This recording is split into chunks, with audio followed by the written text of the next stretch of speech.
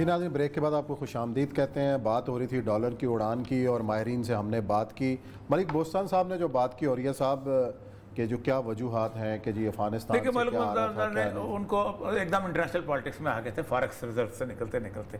پہلی بات تو یہ ہے کہ اس وقت افغانستان جو ہے ان کی اکانومی جو ہے وہ اسٹیبل اکانومی ہے.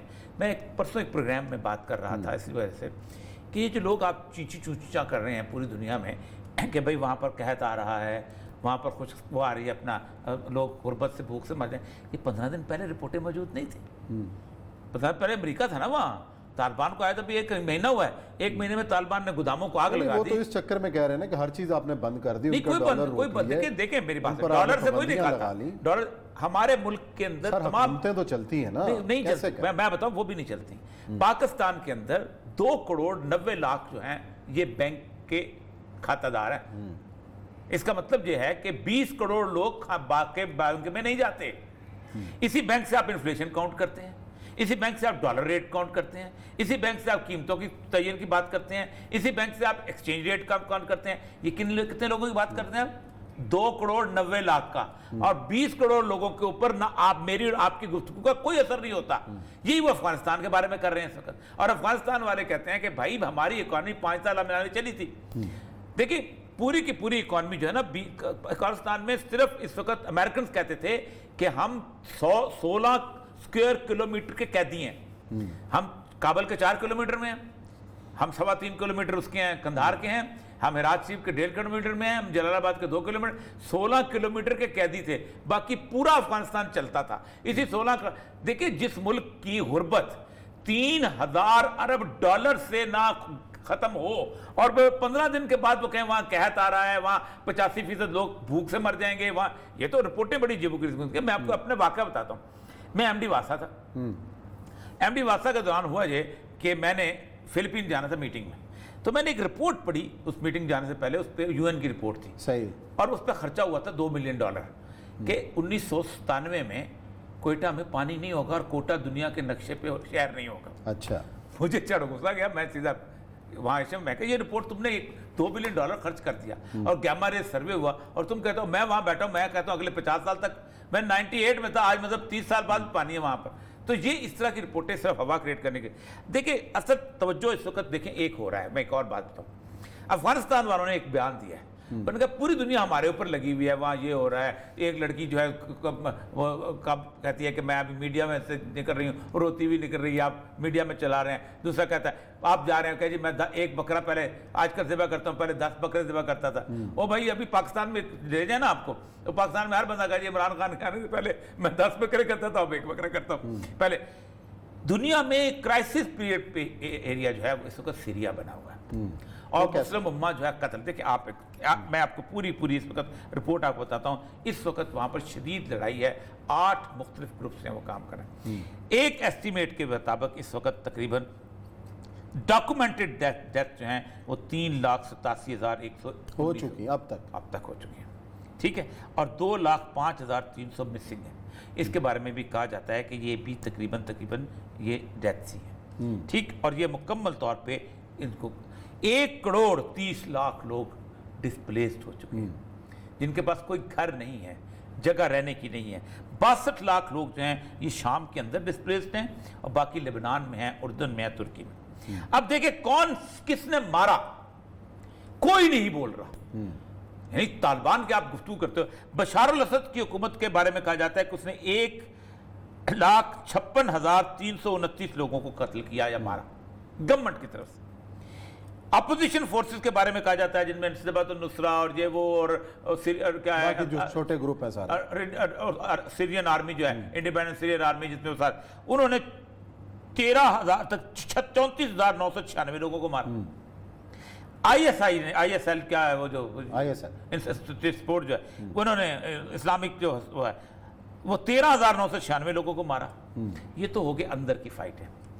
روس جب وہاں پر گیا ہے دیر الزور میں تو روس نے 7,290 کو قتل کیا. امریکہ کی اپنی کولیشن فورسز ہیں، انہوں نے 3,330 لوگوں کو قتل کیا.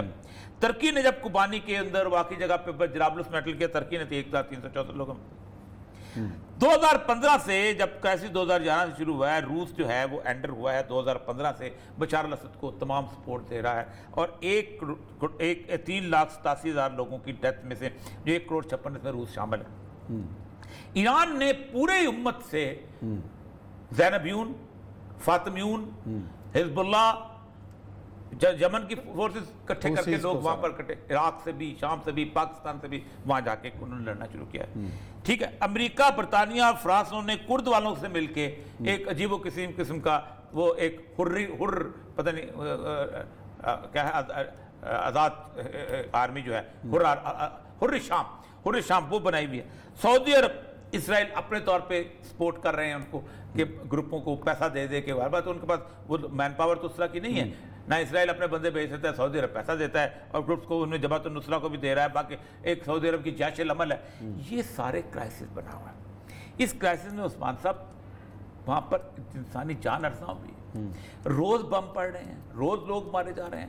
ادلب شہر جو ہے اس کے اندر تمام سنیوں کو علیحدہ کر دیا گیا تھا، حلب میں تمام شیعوں کو علیحدہ کر دیا گیا تھا، وہ ان کا اقتدار جو ہے حزب اللہ کو دے دیا گیا تھا۔ 4 بڑے شہر تھے، کفریہ تھا، فواد تھا، حلب تھا، یہ روز ہو رہا ہے۔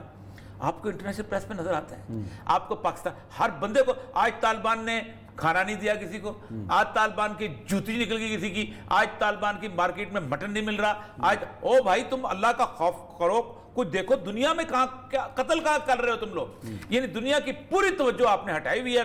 اور روز صبح پاکستان میں یا عمران خان ہے یا طالبان ہے، یہ طالبان ہے، عمران خان ہے، طالبان ہے، نواز شریف ہے، یہ طالبان ہے، یہ ویڈیو ہے، یعنی یہ ہمارے صحافت کا المیہ ہو گیا ہوا ہے۔ وہ خبر جس کی افغانستان میں کوئی حیثیت نہیں، اس کی ہم ڈاکومنٹری اچھا، یہ سارے کرائسس کے اندر جو افغان طالبان نے اعلان کیا اسامہ بن لادن کے، اچھا ایک اور 3-4 چیزیں آج سے کچھ عرصہ پہلے میں نے کہا تھا، میں نے باقاعدہ ٹویٹ کیا تھا کہ سب سے پہلی بات ہے کہ جنگیں جب لوگ ہارتے ہیں تو جو بندہ ہارتا ہے وہ تاوان دیتا ہے، سب سے پہلے تو آپ تاوان دیں، مانگیں، مطالبہ کریں۔ امریکہ توان دے، دیکھیں جرمنی میں 5-6 میں جب 11-12 میں جب ہاری ہے تو جرمنی نے توان دیا ہے، وہ توان نہ دینے کے اس پہ تو ہٹلر جیتا تھا، پھر 45 میں جب جرمنی ہاری ہے تب آپ نے توان دیا، اس نے توان دیا، ٹھیک، آپ کس سے آپ نے توان نہیں لیا، ہر ایک سے توان لیا۔ انہوں نے کہا اچھا توان میں سب سے بڑی بات ہے کہ آپ کو یہ جسٹیفائی کرنا پڑتا ہے کہ آپ نے غلط آئے، ٹھیک، اس کا مطلب یہ ہے کہ آپ غلط انٹر ہوئے۔ آج الحمدللہ آج انہوں نے ایک بنیادی سوال کیا تھا، انہوں نے کہا کہ آپ یہ ثابت کریں کہ اسامہ بن لادن مجرم تھا۔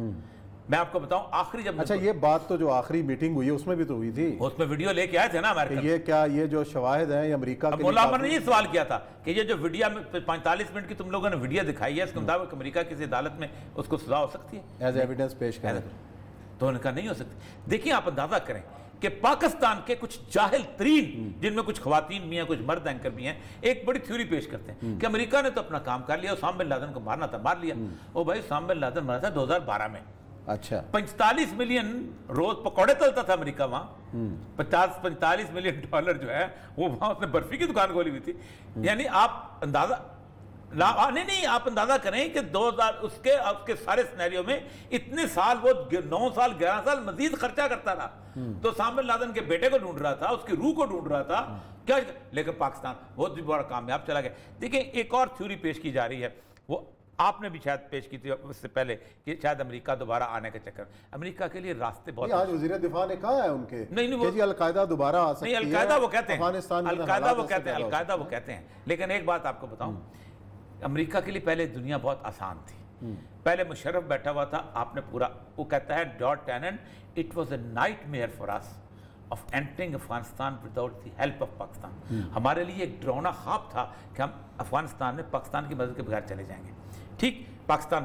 میں اب کوئی ساتھ دینے کو تیار نہیں، تاجکستان میں سے کوئی ساتھ دینے کو تیار نہیں، ایران اب ساتھ دینے کو تیار نہیں ہے، رشیا ہوتا ہے، دیکھیں سارے جو رشیا ہے، چائنا ہے، سارے لوگ جو ہیں طالبان کو بیسیکلی زور دے کے ایک ایسے لیول پہ آنا چاہتے ہیں کہ جیسے وہ ان کی اپنی گھر کی مرغی بن جائے۔ طالبان کہتے ہیں کہ 20 سال ہم نے لڑائی کی ہے، ہم نے اس کام کے لیے تو نہیں کی کہ ہم تمہاری، ہر بندہ یہ آپ خود سوچیں کہ 20 سال تک طالبان جو تھے وہ دہشت گرد تھے، میں ذبیح اللہ مجاہد کو بلاتا ہوں 2018 میں، اور مجھے پیمرا یہ نوٹس دیتا ہے کہ تم ایک دہشت گرد کو بلاتے ہو، اور میرا پروگرام بند ہوتا ہے۔ اس وقت تو دہشت گرد تھے نا، اس وقت دہشت گرد ہے، اب سارے کہتے ہیں ہم نے مدد کی، ہماری ہم نہ ہوتے تو طالبان نصرت نہ او بھائی اب کدھر سے مدد کی تم نے؟ ہم تو وٹنس ہے اس چیز کے. اس کا مطلب یہ ہے کہ یار منافقت چھوڑو, صاف صاف سیدھی سیدھی بات کرو, جو آپ ہو تسلیم کرو. اور یہ جو ابھی شبر تاج صاحب نے کہا ہے, شوکت ترین صاحب کو ہم نے اس پروگرام میں مشورہ دیا, آپ ٹرکی میں تھے, کہ پاکستانی روپے میں دو, آپ کا روپیہ ٹھیک ہو جائے گا. چلیں جی دیکھتے ہیں کیا ہوتا ہے اور جو حالات کا کیا رخ ہوتا ہے اس پہ کریں گے کل بھی بات انشاءاللہ. تو آج پروگرام کا وقت ختم ہوتا ہے, کل پھر ملیں گے انشاءاللہ. اپنا خیال رکھیے گا. اللہ حافظ.